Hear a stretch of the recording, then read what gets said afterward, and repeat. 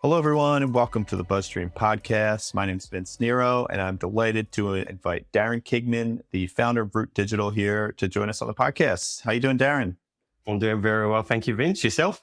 Yeah, doing good. We're slogging through a hot and humid summer out here. I'm on the East Coast. We're doing the opposite here in the UK, where we're slogging through a very wet summer. Yeah. Before I get into this, I just want to remind everyone to like and subscribe. We have a newsletter that goes out. The more we can get this stuff out, the great advice from folks like Darren, the more we can keep doing this. So just a reminder, share with your friends, give us a comment.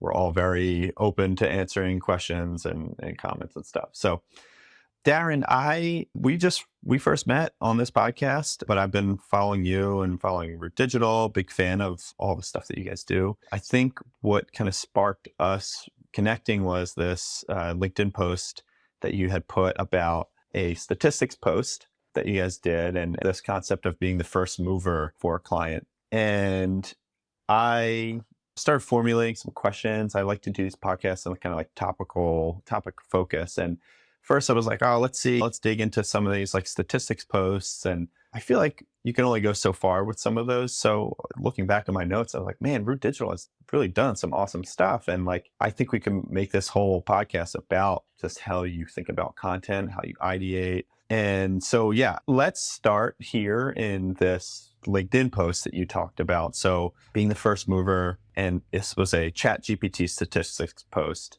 So let me just let you kind of present what that is, and we can go from there. Yeah. So first mover content is the idea that you're kind of working without data as much as our standard process would.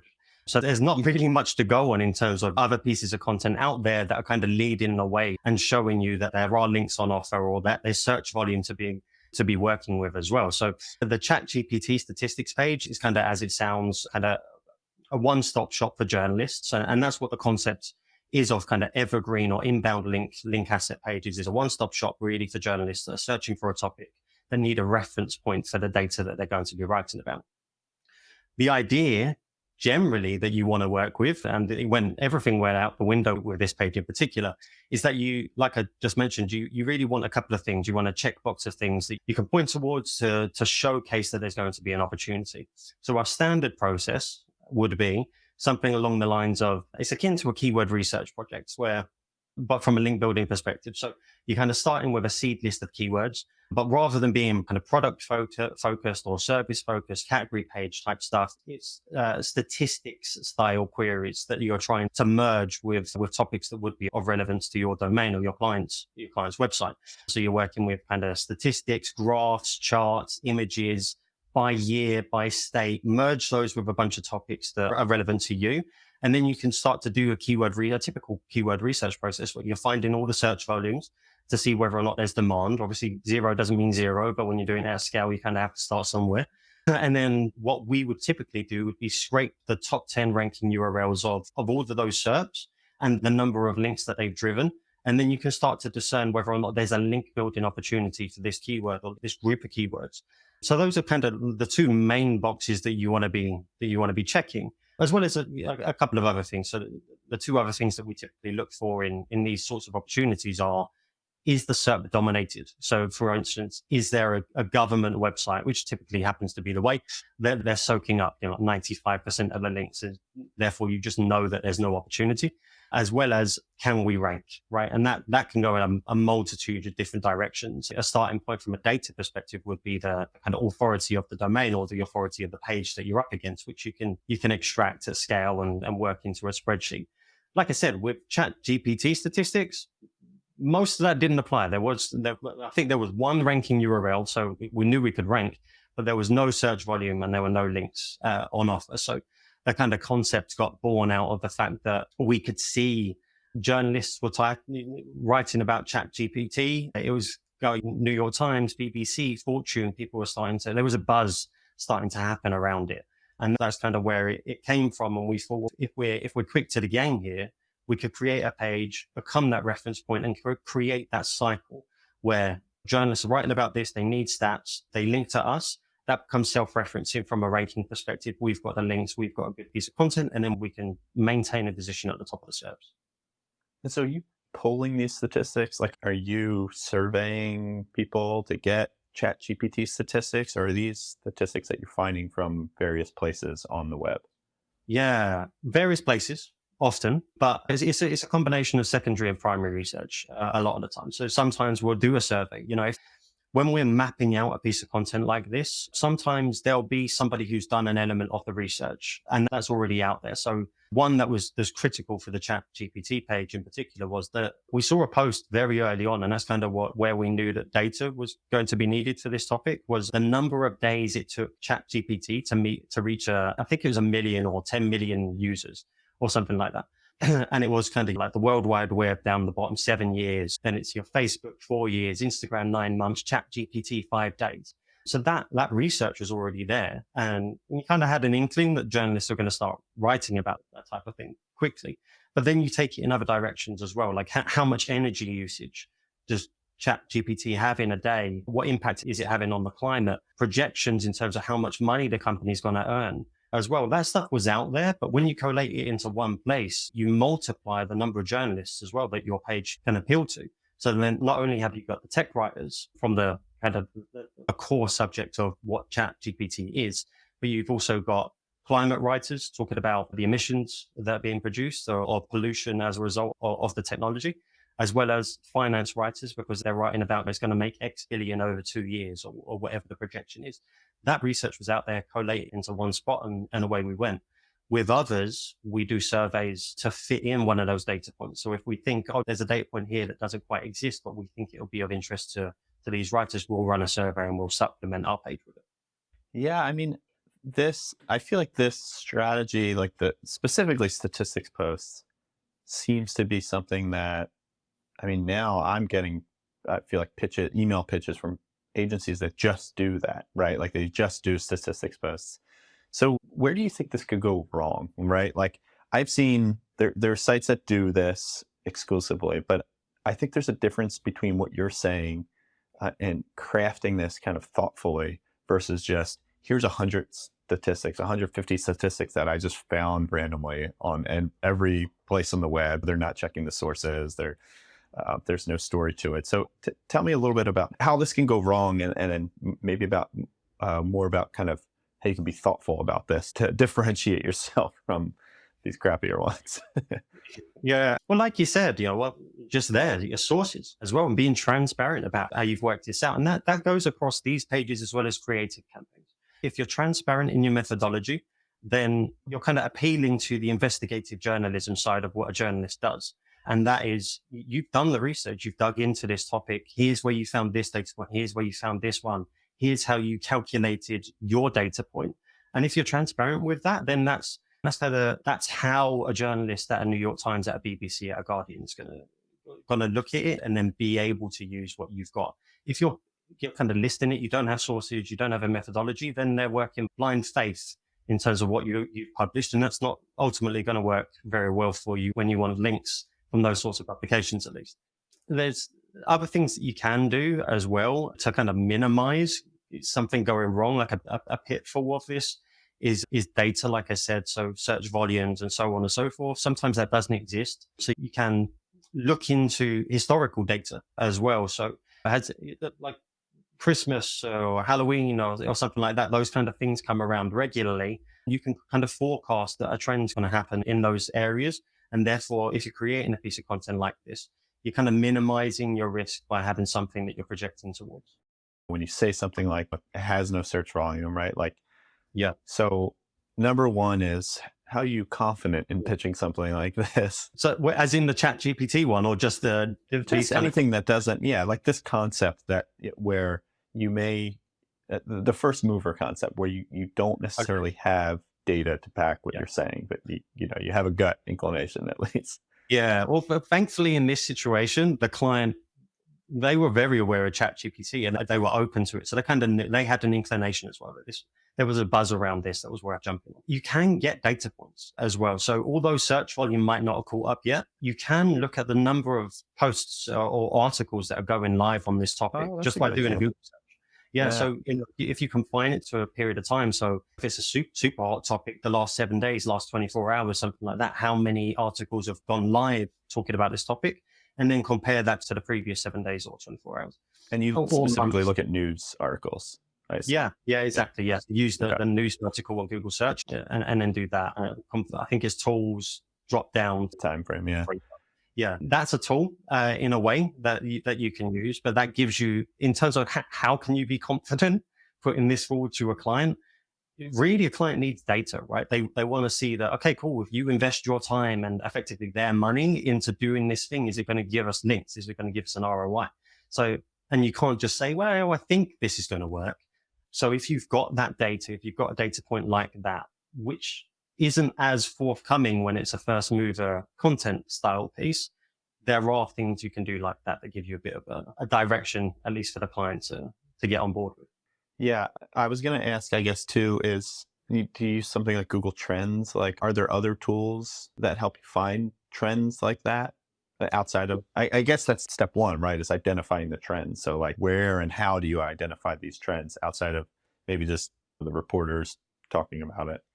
Yeah. So, well, like you said, the search volume is kind of normally my number one place to see whether or not demand exists on a topic. And that can be creative campaigns as well as evergreen opportunities as well, right? So like I mentioned before, Christmas, Halloween, Valentine's Day, there's going to be a spike. But in that nature, trends can also be a curse as well, because everybody else in the digital PR space is also jumping on these things. So trends, it can be a multiplier, but it can also mean that you're up against it in terms of the journalist inbox. So you really have to find a way to cut through. But yeah, so keywords everywhere is a tool that I use that just gives me an overlay on Google search in terms of the demand for a keyword over the past 5 years or something that I'm looking at. Reddit is, for me, it's like I personally read it. So I think keeping your ear to the ground is just essential in digital PR as well. And again, creative campaigns, evergreen assets. That's a place to go.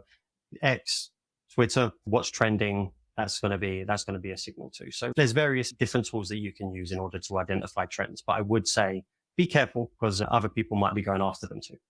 Yeah. Tell me a little bit more about that, because I think that's an interesting problem to have. I feel like when I ideate, I'm always thinking of that kind of like, where can this go wrong? Right. And the fact that other people are going to be doing this can be a big reason to dissuade me from doing something like that. So like, how do you go about it? Is it a matter of coming up with an angle that nobody else is going to go after, like getting really niche into some specific broad topic? Sometimes, yeah. I mean, we've had that scenario where we thought, we've got a topic where we were going to, I think it was last year actually, we were doing a campaign around Christmas, and it was Christmas markets. So, obviously journalists are going to start writing about Christmas. It's coming. We were researching months in advance for scams. It was like how many people are being pickpocketed, the rise in scams around Christmas markets and stuff like that. And I think it was 2 weeks before our campaign went live, somebody else's went live, and we saw it being written about in Time Out and everywhere else. It's like, damn. And that is just a risk. Sometimes you can think that you've got a unique angle, and then somebody else just pips you to the post, and then you don't. What I tend to look for is less along the lines of where is the trend, what's coming up. But the vast majority of the content we do is more like, what's the social kind of undercurrent of the news, and what has a longer term time frame that we can hook into. Because if a trend comes and goes and you have a situation like that, thankfully we did spin it. We had a way of doing it. So I can't remember what we did, but we found a way of doing it at a delayed time frame, which enabled us to generate some links. But if you focus on more the undercurrent rather than the trend, because if you miss it, you're gone, then you've got a content that has more longevity, has a longer time frame to it. So things like homelessness or a property housing crisis, I think of debt in national debts, that kind of stuff. It's trending, but it's been trending for years. So if you look over a longer time horizon, then you've got something that's not going to peak on a day like Valentine's Day or something like that. And you're going to have more success because you've got more longevity to it. Yeah. So is it a matter of like, when you start with a client, you kind of try to identify all those trends where they could play in? Not necessarily. No. So like that will come, or elements of that will become clear through ideation, just as you start to dig into, this is what competitors have done. Or you might already have an idea when you're talking to a client, you think, I think this is really going to work for them. So you've got a bit of a steer. But yeah, it's not, for us, we don't do any kind of big research piece. When we start working with a client, that will become clear. We'll have a kickoff. talk about what have you done in the past, what don't you want to talk about as well, because obviously you've got to stay away from certain topics. But then you start to dig into what have other people done, what's worked in this space, or we've worked in that industry. If it's travel or something, or finance, 9 times out of 10, the digital PR has already worked in that space previously, and they kind of know what's going on. So you'll have a steer from the get-go most of the time. Yeah, let's talk a little bit more about that, because I like this idea of, I'm always a big fan of looking at what other people are doing, kind of trying to break it down and figure out what I like about it and what works about it. I know, reading through some of your case studies and how you think and ideate about some of these, for some of these clients, there was one in particular that you created a campaign around hiring icks, right? Like putting this in quotes. And you said that this was based off of just some coverage you saw about, it was on like Yahoo, about LinkedIn profile icks, like things that turn people off. So how do you use other content that you see out there as a springboard for an idea? Yeah, icks was an interesting one, because it kept on coming up in ideation for a couple of different people. They would say, oh, maybe we could do an icks campaign for this client. It was like, I'm not sure. But we had the one for hiring. So we have a client who wanted to gain exposure to the HR and the recruitment world. And so we merged what felt like seeing some icks campaigns out there, obviously performing well, was being written about on top tier media publications. Can we repurpose that? And that's really the game with digital PR a lot of the time. It's like, there's no real new ideas. It's just, you're building on the good ones that you've seen. And that can be topical. In this case, obviously, X was a topic and a way of repurposing that towards HR, but it can be methodology based as well. So one I really love thinking about is heart rate monitors. I saw a piece years ago it was called The Science of Scare. And what they did was they put heart rate monitors on people, 50 people, and they watched various horror movies. And then what they found out, obviously, through the heart rate detection, was which one led to the highest spikes and highest sustained heart rate across the movies. And I love that methodology. And I've always tried to look at, when I'm working with a client or I might be doing ideation or something, I think there might be a heart rate or a kind of a wearable technology that we could do something in. So kind of more physical research. So that can be a way of repurposing a piece of content as well. With the X one, it was more about finding out both ends of the spectrum for that client as well. So it was more serious in terms of what's putting a hiring manager off. Could that be that you didn't make eye contact, you were late, or something like that? But we also asked things in our survey. We did a survey with our one about if somebody says yes to a cup of coffee or a cup of tea as part of their interview, have they asked for 2 sugars or something like that? Want to make someone think twice. So yeah, it's just kind of, you're springboarding off of a topic or a methodology a lot of the time. But I think that's what the vast majority of digital PR really is. Yeah. I mean, I totally agree. I feel like this can sometimes fail, right? Like you see people trying to springboard off of existing content, but they don't necessarily hit the mark. Where do you think this could fail? And like, what are some things that people that are doing content ideation should think about or be aware of when you're talking about repurposing other ideas for your client? Sometimes you could, like you said there, so you could just get it wrong. And that might be that you've got a concept, which could be a really good concept. Journalists are going to talk about it, or they already are talking about it, and you've got a good hook. But you might get the methodology completely screwed up, because there has to be that those things have to marry up. If you don't have a solid methodology that a journalist can look at, understand, and get behind and think, yeah, there's probably no better way of doing that content, of getting to that data point or that hook, then cool, that's a piece they're going to write about. But if you completely fail, that if you do a survey of 100 people or something like that, I don't know in the US if you get these adverts, but it's normally like a beauty brand where it's like 87% of 134 people agree. But that's not a big enough sample size, right? So you could fail just because your methodology doesn't stand up. I think the biggest pitfalls that you could have by kind of not repurposing, but springboarding off of content is just being stuck in the idea of the kind of original idea that you saw, and then not taking it any further. And that's it's more of a limitation than a pitfall. But like if you get stuck on a methodology and it's that you have to copy that exact methodology rather than taking it somewhere else, like I said earlier, a heart rate device is cool, but what about a stress device? Where else can you take that? Or measuring the data on a different scale. So seeing what exact point of a movie, what's the scariest moment in all of Hollywood horror history? That could be a way of taking that concept further and not just getting stuck on the fact that that original concept exists and that's the way they did it. There's other things that you can do with content. Yeah. Darren, how much of your day do you think you spend looking and kind of analyzing other people's content? Yeah, good question, Vince. I don't know. I mean, when you scroll LinkedIn, I probably scroll LinkedIn like once or twice a day.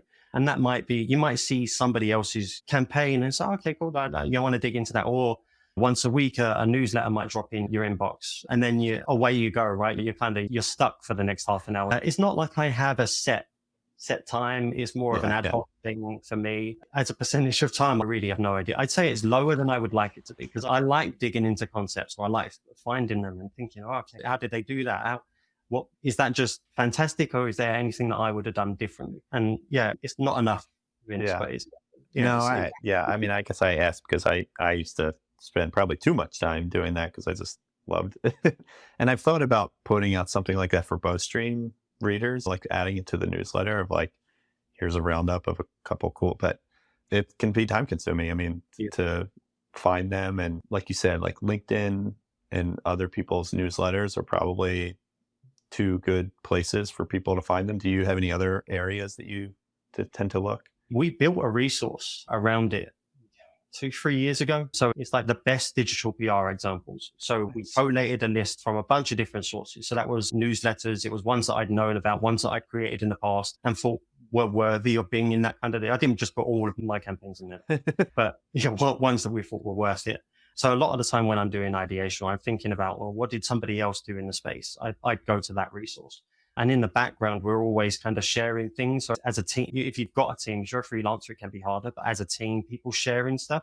So at Root, we've got a bit of a culture of, if you've seen a campaign in the wild that you thought was really good, share it. Because I'd love to break it down. I'd love to look at it. I'd like to see what's going on, how people might be doing a new methodology or repurposing methodologies or topics and so on and so forth. So that can be another source for them. But they kind of just come out of the woodwork somehow.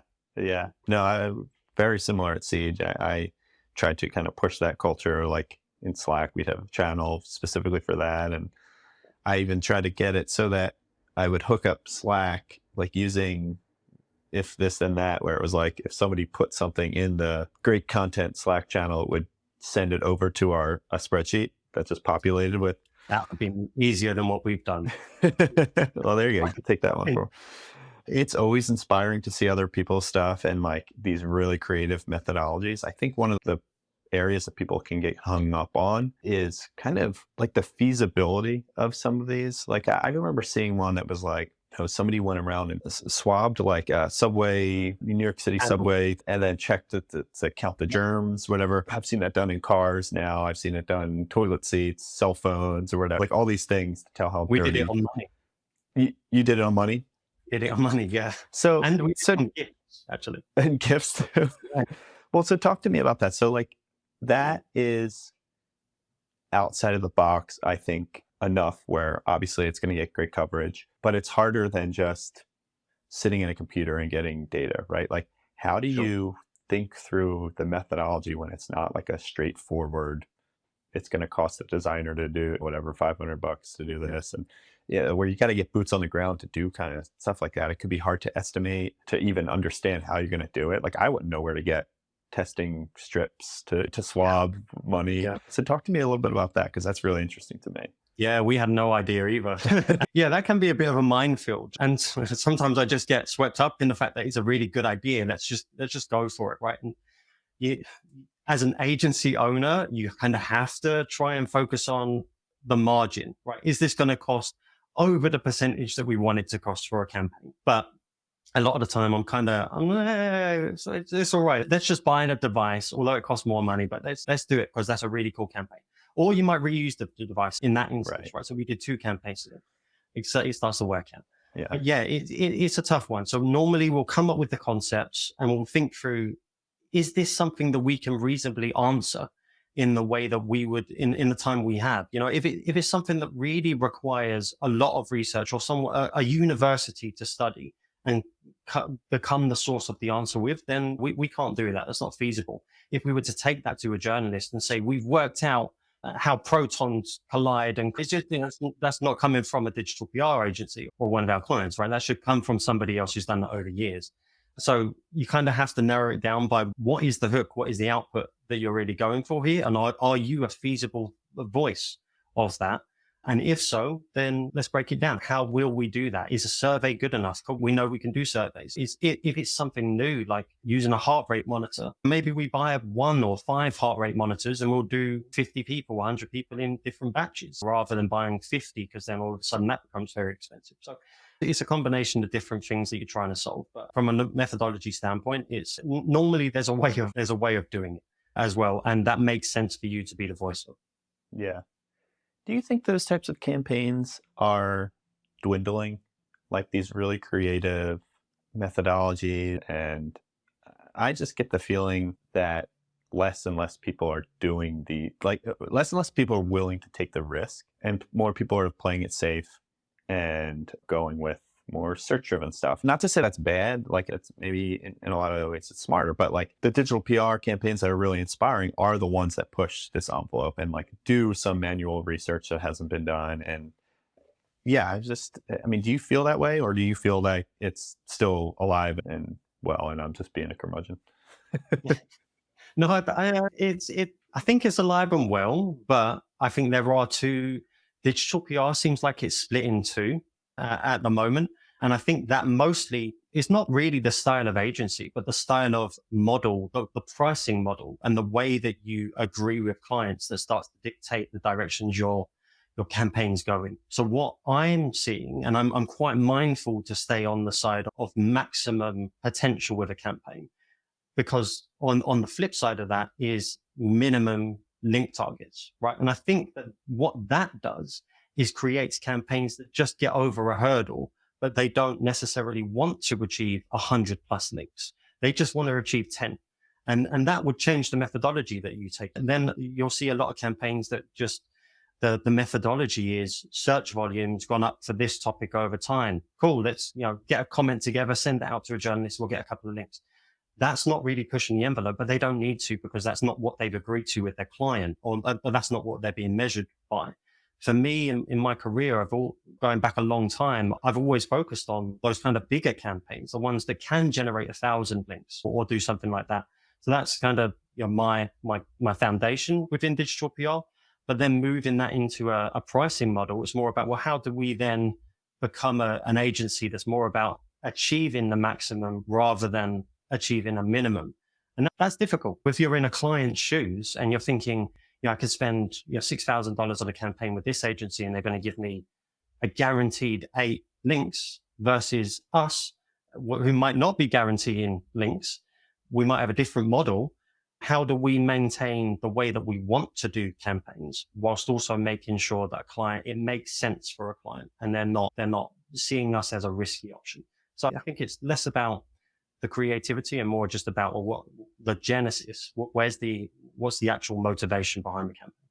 Yeah. It sounds like maybe it's then the client side, like their clients are maybe less willing to take the risk and put the money in a campaign that might fall flat versus one that's going to consistently get them. It's maybe the safer bet, but yeah, it's an interesting time. I think it seems like digital PR more people are jumping into it for sure, at least in the US. I know we've done a couple of conferences and just having people come up to us and saying like, I don't know what digital PR is, but I know I got to do it. So it's interesting to see people jumping into this. But so I wanted to talk to you too now. I think it's a good segue into this idea of like a newer client, a newer site. So like if there's a new site that's thinking about doing digital PR, a small site, does the content ideation change for that? Can they even get anything out of it?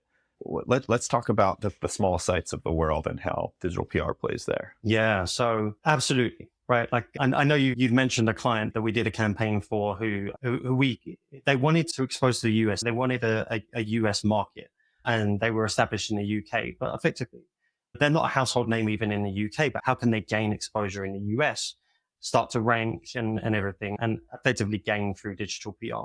We did a Lion on Resumes campaign for them. So it was a study, or I think we did a survey actually of how many people have lied on their resume in order to get a job and the consequences and so on, all of that, which went fantastically. But it's more about the concepts and the methodology. And those are the two kind of key criteria for any creative campaign, even if you're working with a big brand or a small brand. Journalists, in my experience, they don't really care if it's coming from a lastminute.com massive travel company or from a startup travel agency that's got one shop on a high street somewhere. If you've got a good concept that journalists are talking about and the way that you've worked it out makes complete sense, like we were talking about earlier, and you've been transparent in that, then there's no problem from a journalist perspective. You've got data, you've got a hook, you've got it on a topic that they want to talk about, and there's no problem in the way that you've worked it out. Therefore, they're going to use the content. So yeah, it doesn't really matter from a creative campaign standpoint. It gets a little trickier when you go into the evergreen style pieces. SEO kind of focused. Exactly that. Yeah. If you want to rank for a statistics page on a smaller client's website, that's where it's harder because they don't have the authority to sneak in and really compete with some of the bigger publications or domains in a space. However, still absolutely possible. You just have to find the opportunities. Like I said earlier, if you're doing a big kind of data analysis of the landscape and you're finding out where are the opportunities here, where's a SERP that only a couple of larger domains are ranking in or something like that, then there might be a way in. For the same client, actually, we did a piece 3 years ago. I think we launched it for average UK salary, which as a search term, it's like 50,000, 80,000 search volume per month. So it's a big one. And I can't remember what their DR at the time was, but it was like 34 or something. A SERP that a website like that really shouldn't be aiming for. But when you actually dig into the SERP, you start to find some opportunities. So I think it was GQ were ranking, Forbes, maybe Intuit as well. So Indeed, not Intuit, job boards, right? So right. Paying on the money for that kind of thing. But when we were looking at the page, they were pages of just text, paragraph after paragraph. And it's like, this isn't very good for a journalist who wants to come on in 2 seconds, find their stat, what's the average UK salary, away they go, and they've got their source. There were no real images. There was nothing to engage with. So even if you're a small website, you can dig into what's ranking and see opportunities for improvement. So for us, it wasn't only just having key statistics at the top of the page and offering that answer. It was, well, how does the average UK salary change by gender? How does it change by age or geography? Or where else does this query go? Like typical content marketing 101, right? But they weren't doing it. So even though we didn't have the authority, we didn't have the brand in order to compete, we had to know how to find the opportunity and to improve on what was there. And therefore you can break it. Yeah, that makes total sense. I mean, for a smaller brand, especially finding those little areas where you can stand out in different ways. And maybe that's going to be your core differentiator. Do you find that these sites, so like, say you are targeting a statistics post as a small brand, maybe it is somewhat difficult, like the higher keyword difficulty, but somewhat competitive SERP. Have you ever experimented with like pitching those? Like, are these pitchable posts to kind of jumpstart the process and maybe get you on the SERP, which can then kind of start that flywheel? Yeah, you can do it. So we've done it in the past. So we're doing it at the last month or two. We have a statistics post on the client's website, which is focusing on France tourism. And with the Paris Olympics coming up, that's why we went live with it and 8 or 9 months ago, kind of foreseeing the trend there. But now's the time. We didn't spec it that way. We don't think of these as outreachable assets. And that's why they're cheaper for us to charge clients with, because the time is not as much time needed for the campaign. However, because there's an opportunity there to go out and say, hey, this exists, we've got these stats around France and Paris tourism. They might be relevant if you're writing about the upcoming Olympics. So really, you have to find something to look into with stats. Otherwise, as a standalone stat, often they're not newsworthy. There's nothing that we haven't researched this. Some of the time we haven't researched it. We're using somebody else's data and just collating it. So we can't really go out there and outreach it as our own. But if there's something to hook into with it, then for sure, sending it out there, getting that flywheel going so you can start to build the links, your rankings go up as a result, and then you become the go-to resource on the search.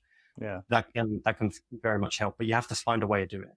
And so it's a matter of, like, say for this upcoming France tourism one, it's a matter of like maybe finding 5 or 6 key stats or something and throwing those to a journalist that might tie into a story about the Olympics. Yeah, it's not pitching the whole post, right? You're not putting together like an infographic with all the stats on them or something. No, I mean, on the pages that we publish anyway, for these ones, we've always got a key stats section. Because if you're a journalist, you jump on this page straight away, key stats, here's this one. And then they can use it and away they go. Methodologies down there if they want to check it out. Effectively, you can copy and paste those key stats, stick it in an outreach post with hey, I saw your stuff. I know you might be writing about that. Personalize it in this instance to make it connect. And then you can paste your stats and away you go. And then it might not be an immediate thing. That's with the outreach of these types of pages. With a creative campaign, you want it. In an hour, if you get a response back from a journalist, fantastic. You're probably not going to get that with a stats page. It's more like, oh, okay, I might write something in a week. I'll store that post from Darren there, and then I'll come back to it. That's probably more the way that's going to work. Yeah. And do you keep track of those? I mean, is that something? Yeah, you do. Yeah, for sure. I mean, BuzzStream. Right.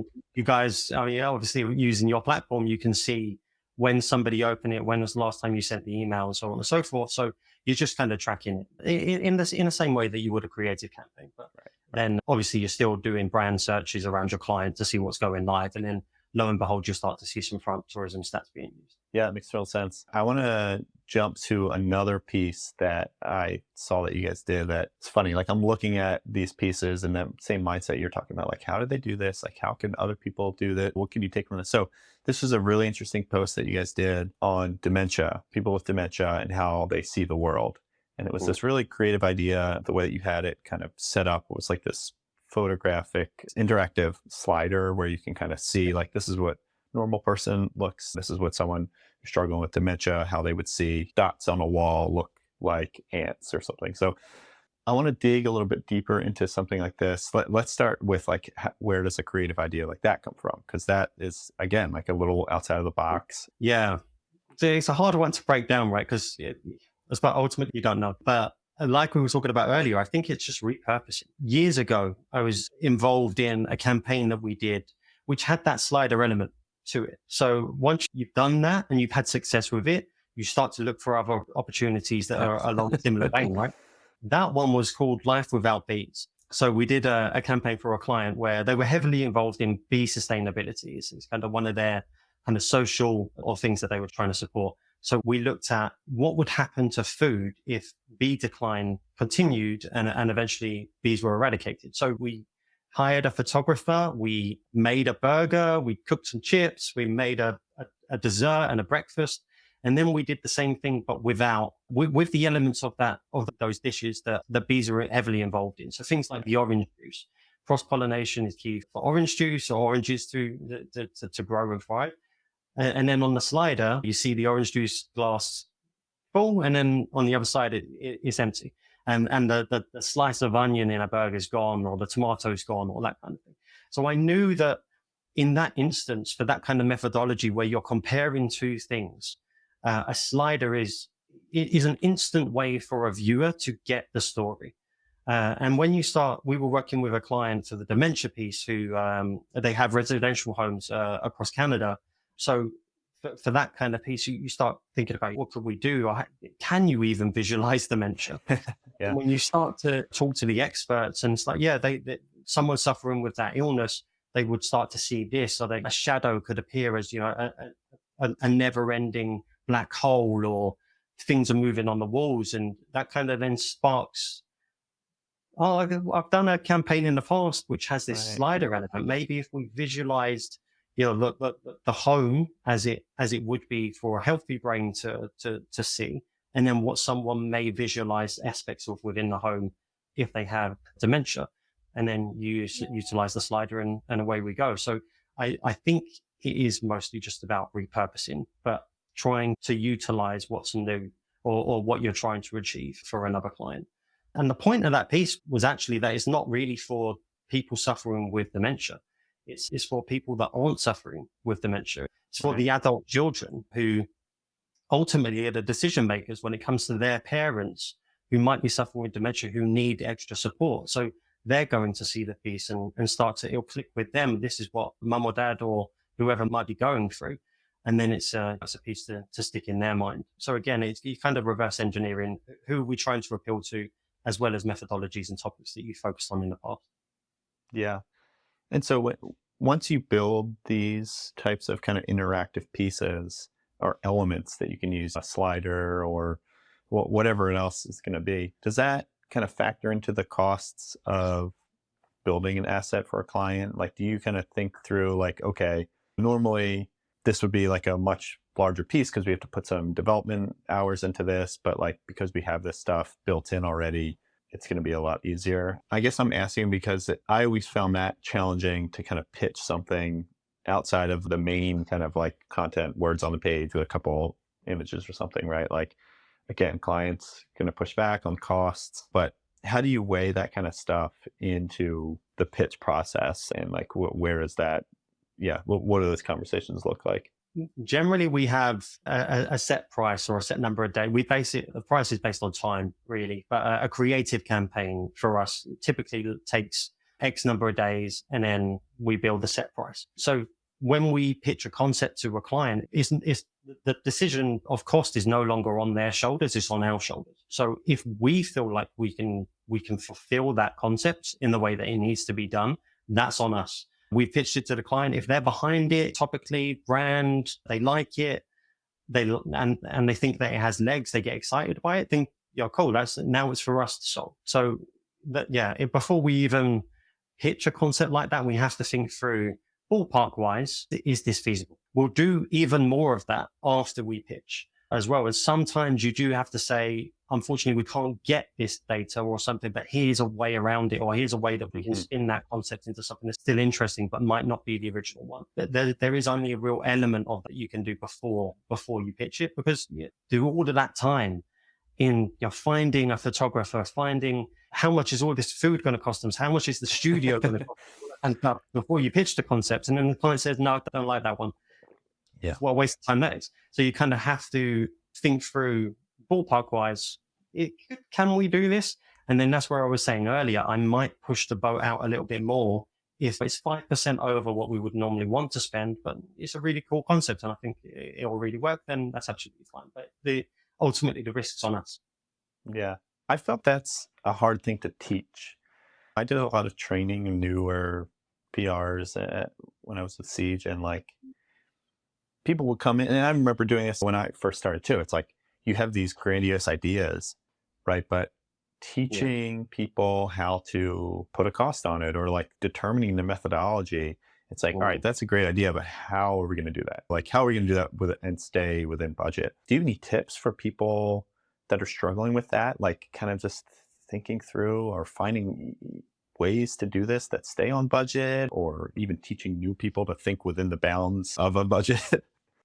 Yeah, I haven't really thought about it, but I think where it comes from, unfortunately, for those people that are new to it, is experience. Once you've done a campaign or you've worked with a couple of designers, you start to know roughly how much something's going to cost. So we know before we do a survey, roughly how much it's going to cost us to get 1,000, 2,000 responses.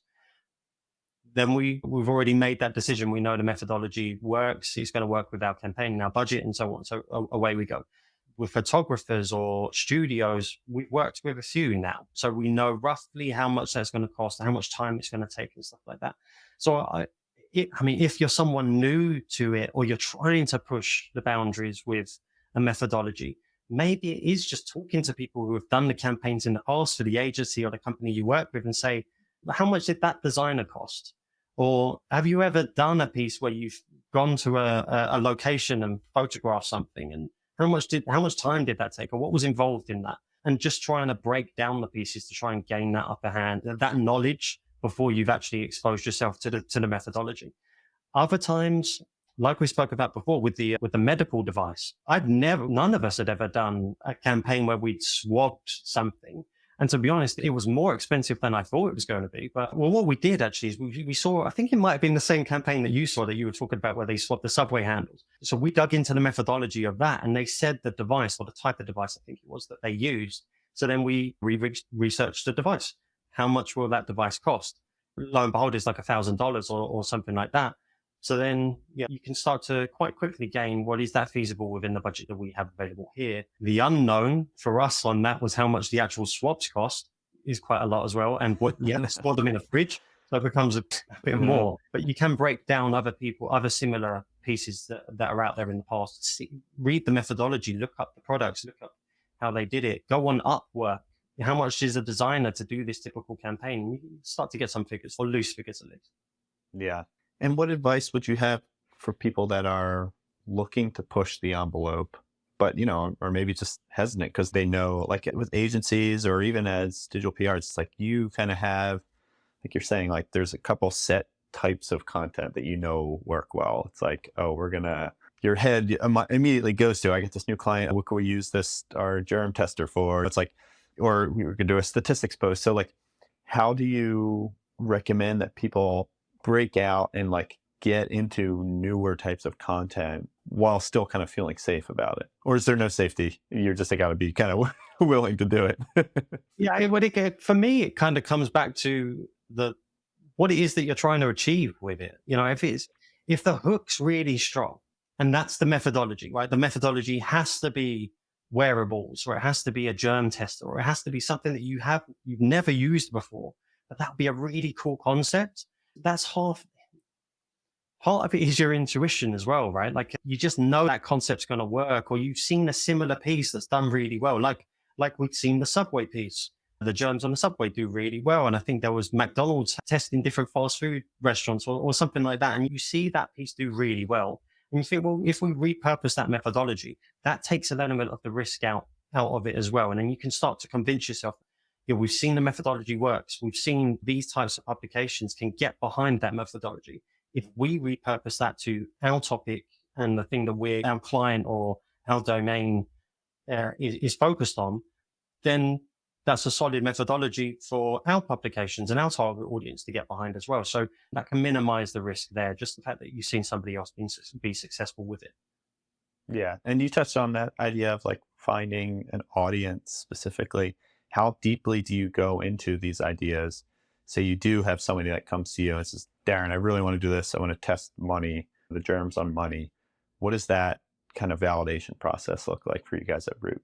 So for us, it's more from a kind of, you start at SEO and it's more topical relevance. Target audience would be part of that. So like I mentioned with the dementia piece, who is this really going to stick with? Like a member of my family was suffering, or kind of a year into suffering with dementia at the time. So I know, like for me, that's really going to hit home as a topic. And I know for other people who are in a similar situation, that topic is, if you can visualize it and you can understand, that person is seeing ants on the wall. That's why they're freaking out about those dots. That's going to stay with you. So you need to understand with that campaign in particular, the audience are key for it. But a lot of the time it is this topically relevant for our client? If we get contextual links and on domains that are focused on this topic that is related to the topics we're trying to rank for, then that's going to be 9 times out of 10, that's the driver of why you're focused on a particular campaign. I guess what I'm getting at is like, do you have like a list of sites in your head when you're like, okay, I'm going to create this one. So like, we're going to pitch it to these. I know that this audience kind of exists. Do you build that type of like validation list or outreach list kind of before, just to kind of justify that this idea will work? Not necessarily, no. I think I've actually built an outreach list at the time of doing the ideation. You know that, like we were talking about earlier with ChatGPT statistics, there's going to be other directions that you can take this piece, which is going to open up the field. But it's less about kind of creating that list and just knowing, I suppose, through experience that there's a lot of finance writers, there's a lot of climate focused writers, there's a lot of technology writers. So you know that your potential, I'm kind of trying to avoid to saying journalistic pool because it sounds quite wordy, but your pool is going to be quite large for a piece of content like that. So yeah, for me, it's not really about getting the numbers or getting the exact journalists or the publications. Yeah. You have a lean towards knowing that this tech campaign is going to be of interest to a lot of tech writers. And therefore, there's a lot of tech writers. Yeah. Exactly. So if someone who's new to digital PR, right, or thinking about getting into it, how do you know that kind of, like if you don't have the experience, like what do you recommend? Ear to the ground, like reading what's going on. Like I said before, a personal, I don't know if it's a benefit or a fault in my own personality, but Reddit is something that I spend a lot of time on. So you see what topics are getting a lot of engagement.